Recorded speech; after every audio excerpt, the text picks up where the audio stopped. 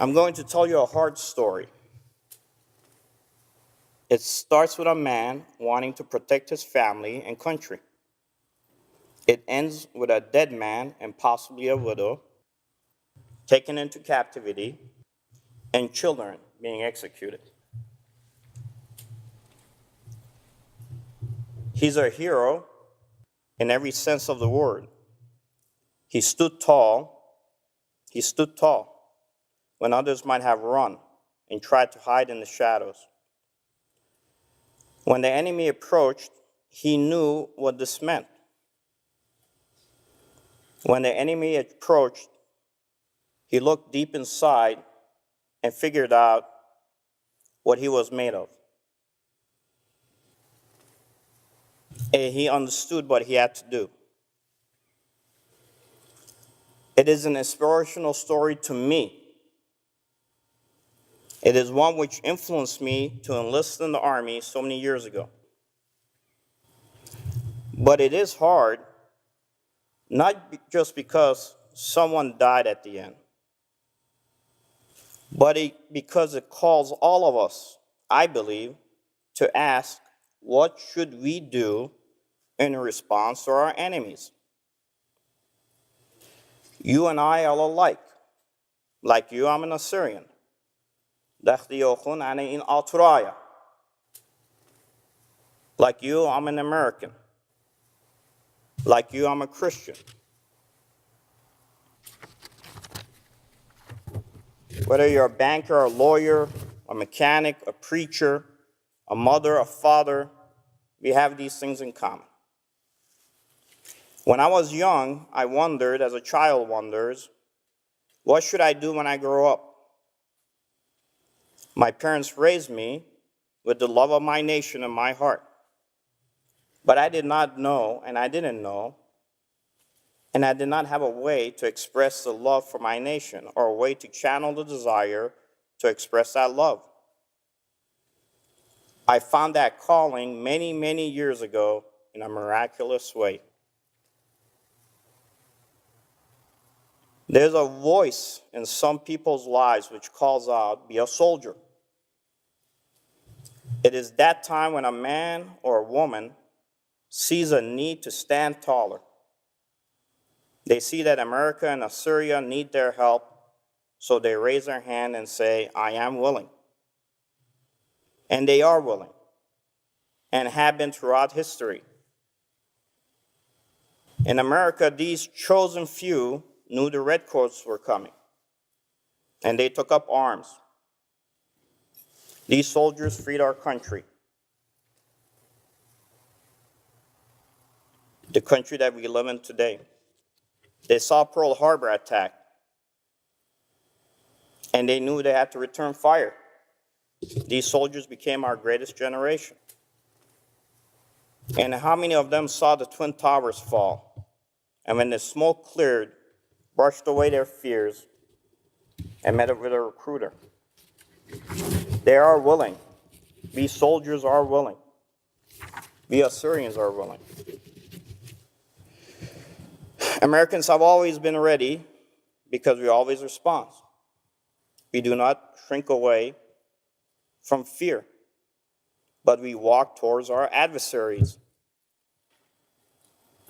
Assyrians have always responded, outnumbered and outgunned, as the vanguards of the civilized world, as heard in their battle cry, Ashur. Today in 2015, we collectively face a different type of an enemy. And America and Assyria still need men and women willing to step into difficult theaters of war, unafraid and ready to protect freedom for the next generation, and to secure their historical lands and heritage for their children. Many soldiers enlist because of major events. They see the TV news and it shows daily injustices. These men and women watching know what they must do. Or they grab a newspaper on a quiet morning. It isn't as quiet as they thought. Maybe it was a front page story of terrorism or warfare. It is hard, even now, as I'm retired, to see a newspaper article and or a story and not take action. I understand. But sometimes the story isn't on the front page, or the second page, or even in a newspaper or read in a history book. That's my story. That's my story. That's the reason I decided to become a soldier in the United States Army. It isn't one you saw on cable TV or in the New York Times. I was born in Iran. I'm an Assyrian by ethnicity who lived through the Iranian Revolution, the taking of the United States Embassy and the US hostages in Iran by revolutionaries. I remember seeing Eagle 1 mission failures unfold on Iranian TV. For the young Assyrians who had been born into freedom in the States, my family life was much like what you saw in the movie Argo. An immigrant at 10 years of age, my story of service to the nation involves another soldier's valiant fight to protect his nation. The Army wasn't my plan. I had no particular plan in life and was asking the question, what should I do in my life? A soldier's sacrifice in battle answered the question for me. And the answer came in an unusual way while I was attending a lecture in Chicago 25 years ago. An attendee asked the lecturer, a Near East archaeologist who had recently returned from leading excavations of the ancient city of Nineveh for the University of Chicago, do ancient Assyrians have any ties to modern Assyrians? In trying to answer the question, the professor relayed a story of his team's excavation. It was a story that challenged me to becoming who I was. That day, the professor told us on one late afternoon, a united army of Babylonians, Chaldeans, and Medes approached the city of Nineveh, the capital of Assyria. Like the animal, the soldiers were outnumbered. The enemy was coming from several directions. The best place to breach the city was at the main gate. But unbeknown to the rest of the army and the nation, a small crack had developed in one of the stone walls of the city itself. Things looked bleak. Once the enemy breached that crack, the fight would be over. They could and would kill at will. But as the archaeological team discovered, one Assyrian soldier thought that all was not lost. He believed that if his men had time, enough time, they could escape from the certain death. He knew the enemy, despite coming from several directions, could conjugate at the crack in the wall and breach the city, fill that crack, block it somehow, and maybe that could give his men the reprieve they needed. Fill it and defend it with what? They didn't have any hot oil or tar to pour from above. They had no large stones to push in the way. He had a solution, but its consequences were grim. This Assyrian soldier, the tip of the spear for all the civilized societies, positioned himself in the crack of that wall in such a way that he could defend and guard the city. But this just meant jamming himself into the wall in such a way that he himself could not escape. He must have known his imminent fate. But instead of resigning to a meaningless death, he decided to fight with valor.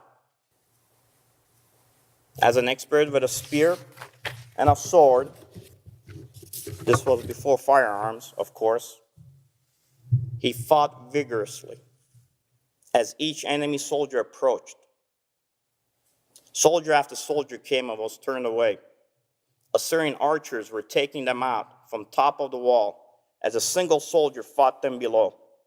35 enemy soldiers were killed without the soldier knowing if it had accomplished anything. The soldier was eventually overcome. That's what the professor told us. What I heard was bigger than the story. I realized how we need men and women like that today.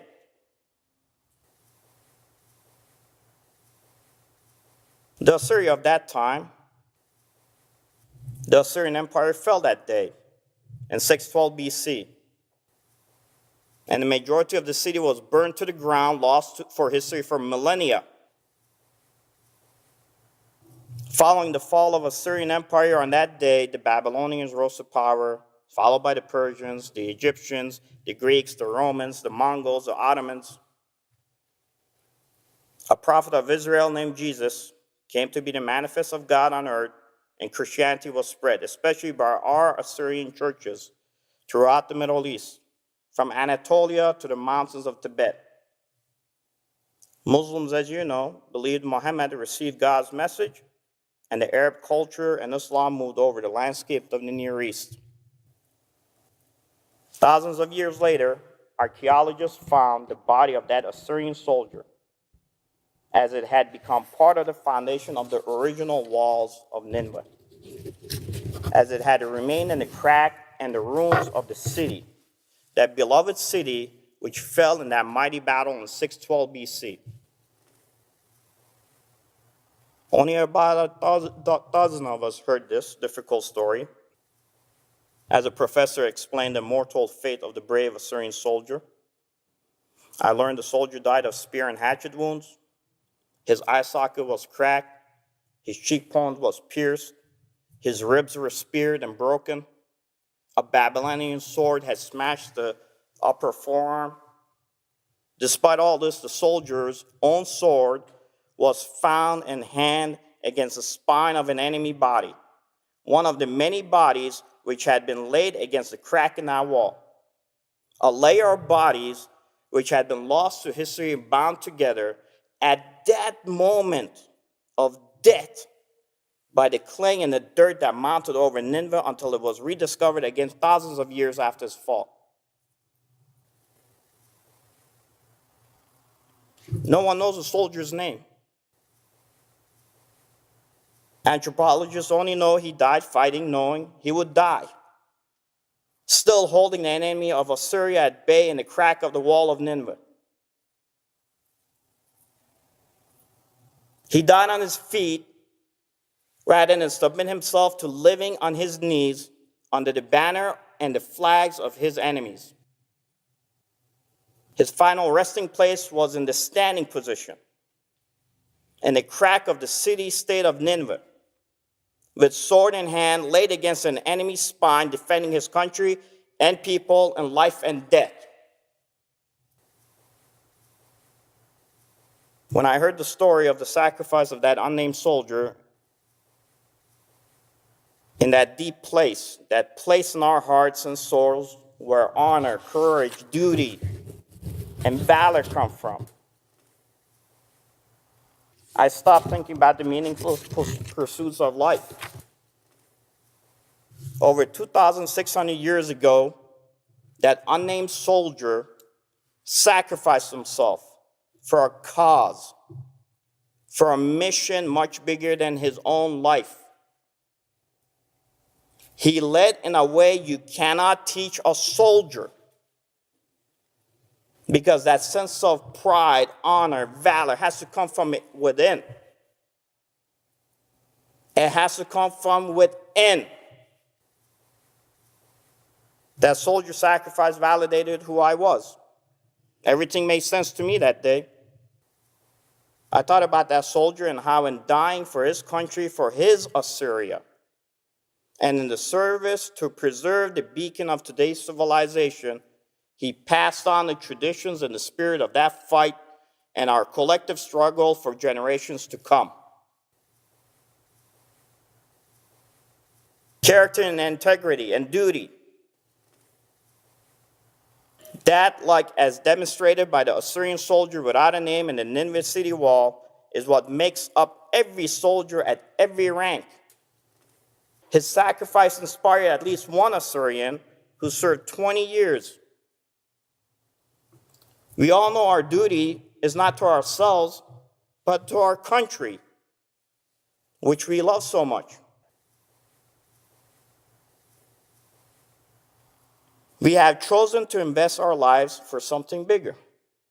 As an American, for this land we all love, for her people, and for the values on which this country and our Constitution are built. As an Assyrian, for our historical homeland, for our people, our families, and for the values on which our traditions are built.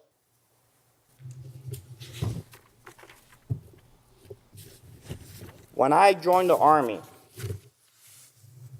I ensured my life mattered. I know why I served. In the States, we soldiers are Americans, coming from every corner of every town in every state of our country, being called to serve all over the world. As Assyrians, that call to battle, which has been emblazoned on our hearts through our folk songs and the stories which our grandmothers would tell us about our heritage and history, has always guided us towards unity under one flag, within one nation, under one command.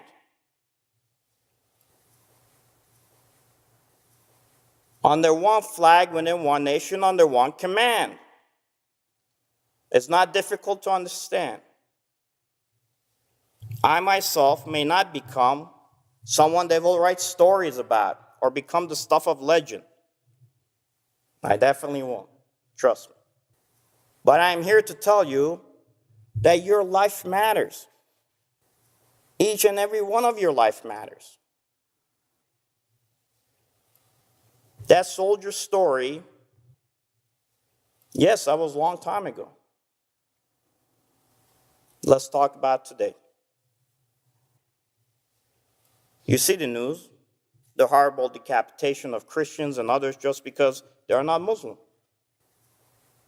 If you are so bold as to watch the videos, you will see there is anger and hate in these murderers' eyes. These are not men and women who want peace and freedom, folks. Just a couple of weeks ago, we heard about Charlie Hebdo magazine incident. What happened?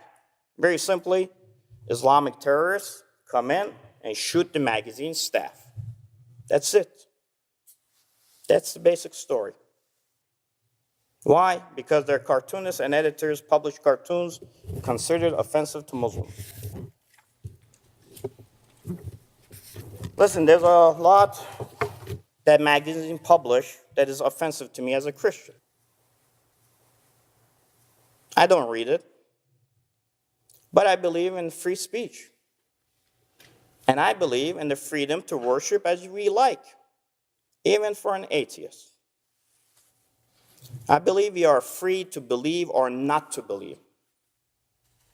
But we are not free to oppress and kill those who believe otherwise.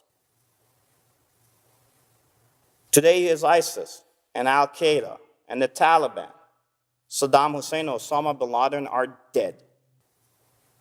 But their values, their hatred of freedom marches on under other flags and in other current and future desired regions and countries. This is why I'm here. Yes, I'm a retired soldier, but I am not done fighting for freedom. You know, you don't need to be in Syria to fight. You don't need to have a gun and to wear fatigues. You don't need to be on the front lines in the Nineveh plains to be considered a patriot. So what can you do?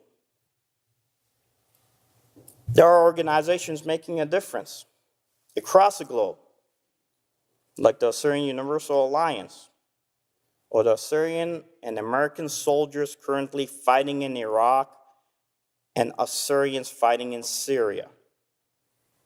Support them, support others like them. There are politicians in global settings involved in ensuring peace is localized. Help them and help them get elected and get their message out.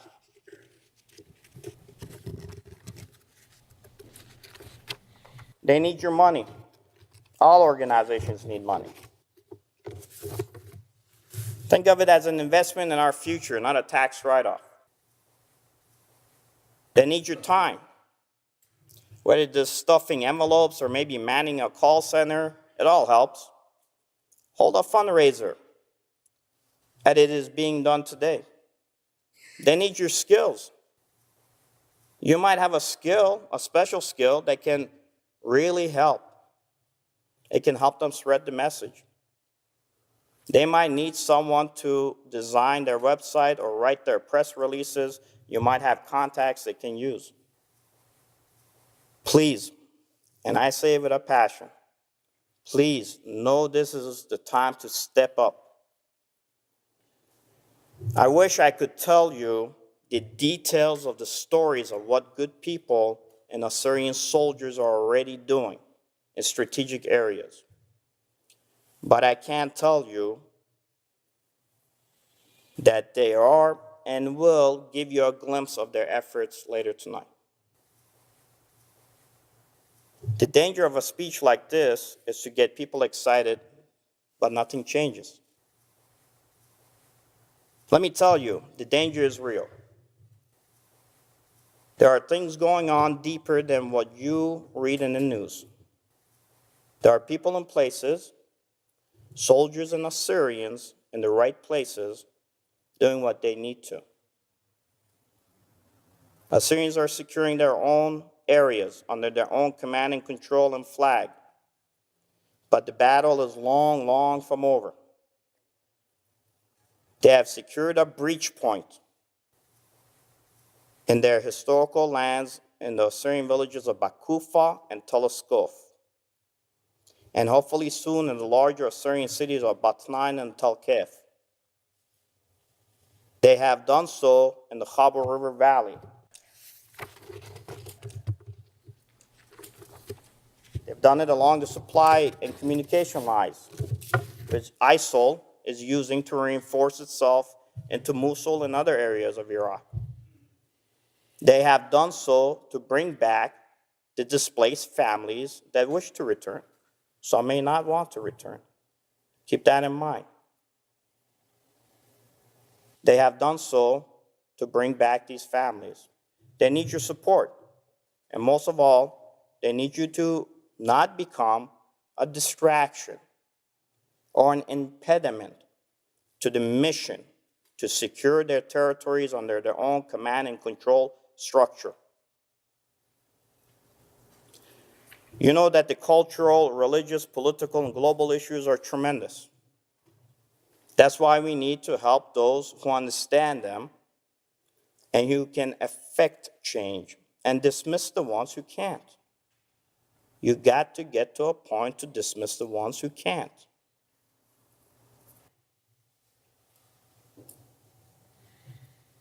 It isn't enough to chase out the enemies of peace and to secure your lands. There needs to be in place sustainable, sensible, culturally intelligent systems at every level. Of course, this means security. It also means economic and political infrastructures and lines of effort. is a term you'll hear from me again during the question and answer period. And I will give you the truth. I will not hold back. I owe it to the soldier who died in the city walls of Nineveh to tell you it is the way it is. Some of you won't like the message. The local people need the system in place so that they can move forward in peace and not live in fear. To achieve unity of command, remember that word. They need to be given the push to achieve unity of effort first, and then the guidance to understand the requirements to be successful along the lines of security, economic, and the political lines of effort. We cannot, let me repeat this, we cannot give them lip service. Lives are at stake. Don't place obstacles in front of them, but show them how to do it. Show them how to do it. How to get there by giving them the financial support to get there, and they will get there sooner than you ever imagined in a way you never envisioned. What can you do next? After our question and answer period tonight, hopefully I can show you how you can proceed forward and possibly recover from old and new leadership mistakes and system mistakes. Remember the system mistakes. Debate the issue. Challenge my proposals and any proposals I put on the table. Hold your leadership accountable. Don't just believe what they say, verify and validate what they say. The onus is on you. You want me to be a better leader? You better put the scope in my chest, and you better be asking the tough questions. Hold your leadership accountable if you understand my systems approach to our people, and then talk to people in this room. Make connections, exchange phone numbers. Then on Monday, make the call, send the email, and write the check. Ani Naturaya. I'm an American, I'm a Christian, just like you. Now let's do whatever we can to make a difference.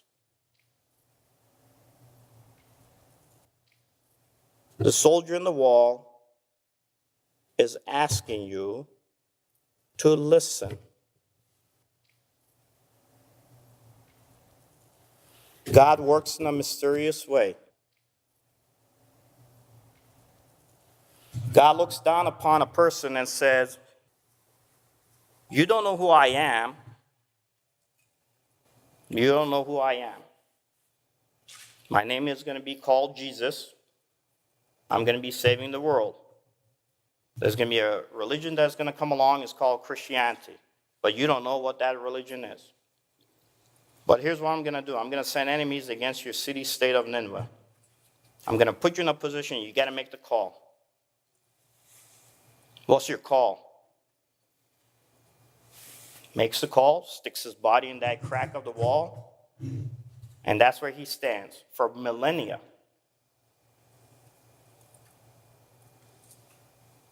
Then 2,000 years later, God turns around and says, today you're not going to go to that meeting, you're going to go to this meeting. And he sends somebody who was born into Christianity and understands the process, goes to a meeting, listens, and hears about this one soldier who doesn't even have a name.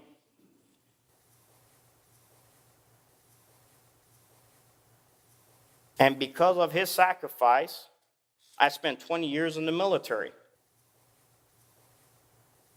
I get groomed and trained to be the best professional I can. And on a day in August, when God is looking down and saying, I have given this Christian community many chances to wake up from their sleep. Rosh Shintau. Rosh Mishintuch. But they're not waking up. What's the complaint this time? The Kurds are holding our territory. The Shia are controlling our military. The Sunnis are holding our villages at bay. Here you go. I'll take care of your excuse, and I'll give you something to concentrate on. There's this piece called ISIS. We'll clear these guys out. There's a difficult way of teaching you a lesson. Parents sometimes do. So he removes your obstacle. The Kurds are gone. The Sunnis are gone. The Shia loaded up in 2 C-130 and flew back to Baghdad. Then there's 10, becomes 11, then 12 guys, Assyrian, stand up, pick up their guns and say, we're going to hold our area. We're going to stand in the crack of this wall. He takes the rest of your families and he makes them refugees. He puts them in Ankawa. Says, there's these guys who were administering your region. See how they're administering you now while you're sleeping in the parking lots in Ankawa. If you don't like it, go to Lebanon. Sleep in the parking lots in Lebanon and see how it feels. Go to other locations.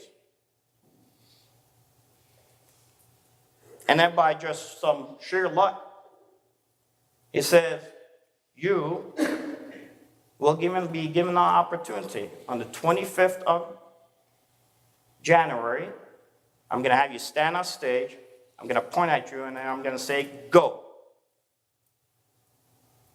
Well, Assyrians believe that they have a relationship with God, but they're always waiting for the burning bush to talk to them, or the Roman clouds. Well, if you're waiting in San Jose, you're going to have to wait 4 more years to see those Roman clouds. Sometimes he works differently. He says, no-name soldier, you're connected to this Assyrian who becomes a soldier and spends 20 years in the military. Now you stand there and go. Let's see if they'll figure it out. We need unity, folks. He cannot say it to you any clearer. I'm just a messenger. It ain't about names. There's an old saying in the Assyrian communities of Urmi, you got to kill your name before your name kills you. There's a lot of our leadership who have not killed their names, and their names are killing us. You owe it to the soldier who died in that wall to get this thing fixed. America's job isn't to fix it for you. Iraqi's job isn't to fix it for you. The Kurdish job isn't to fix it for you. It is your job to fix your problems. I'm just here to deliver the message. With that said, God bless you.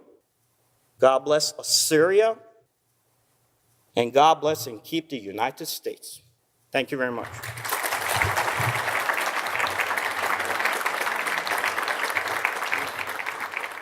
Lieutenant Colonel Sangeri had 6 years of continuous combat deployment where he conducted 144 patrols, 22 Special Forces missions, and 2 key direct action operations.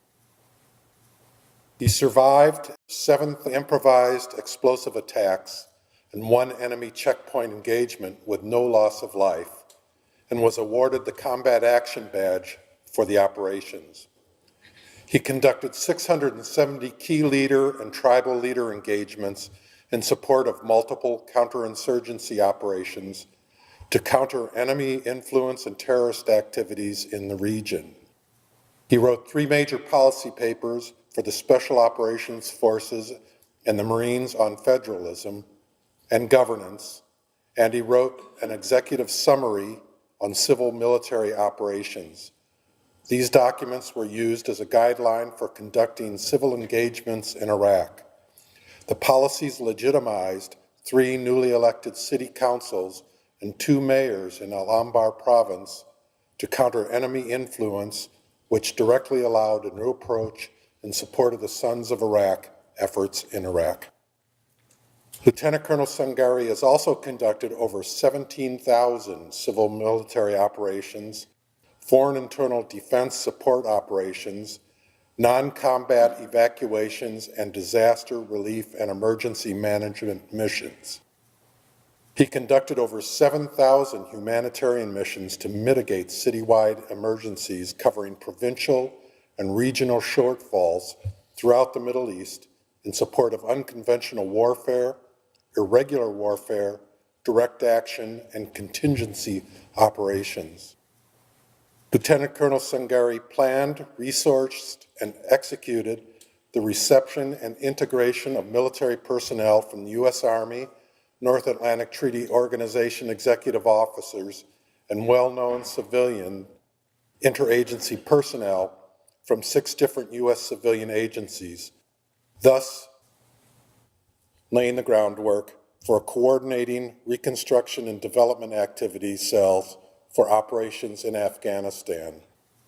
His Specialty Skills Initiative became a pilot and a case study for how the Army recruits, trains, and conducts future civil military operations in both accessible and remote areas of the world.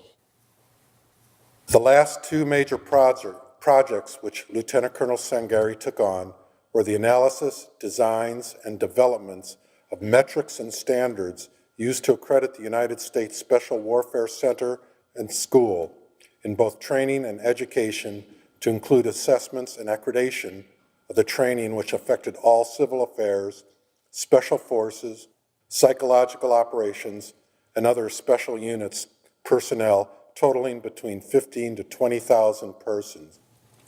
He applied his mastery of the latest doctrinal tenets in a thorough analysis of the final draft of the strategic manual on the concept for shaping the warfighting functions. This manual improved the nesting of new concepts into the extant warfighting functions and the U.S. Army Special Operations Command Commander's 2022 vision.